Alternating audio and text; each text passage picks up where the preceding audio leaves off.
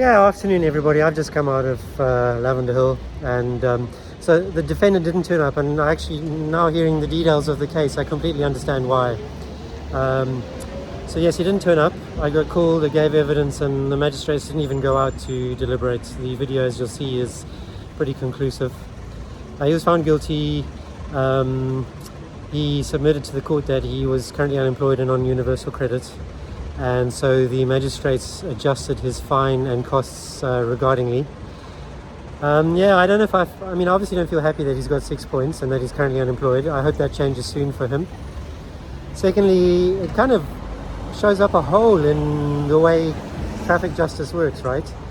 Because the driver was offered a conditional offer of fixed penalty, which would have been 6 points and a £200 fine. But if you're unemployed and you're on universal credit, how are you going to pay that FPN? So that means he's had to let it go to court, because probably, I assume, I mean, I'm guessing that this is the case.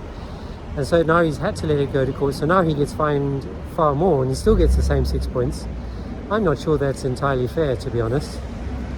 So I don't know what happens with FPNs and people who are on universal credits, but I'm not sure the system is completely fair there. I'm going to go and do some asking around the police and see what I can find out in that situation. But yeah, so he's got £368 fine, costs and surcharge, I believe, and 6 points on his license. He also got 3 speeding points from an offence sometime later last year. I think it was August, I can't remember, last year.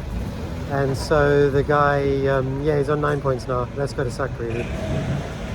Yeah, I feel pain for the dude getting this, but on the other hand, he's committed 2 traffic offences, and he's got himself in the situation. So whilst I feel sympathy, he's got to sort his act out when it comes to driving. All right, everybody, see you later.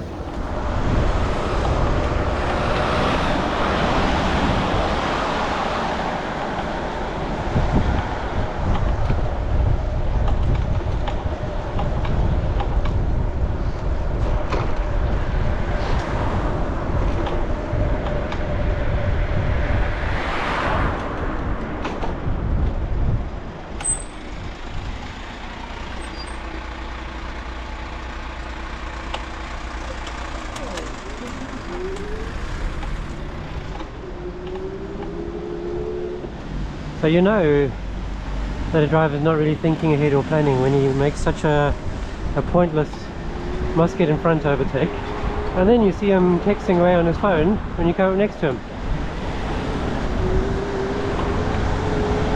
That's why bad drivers always draw attention to themselves and will always be relatively easy to catch.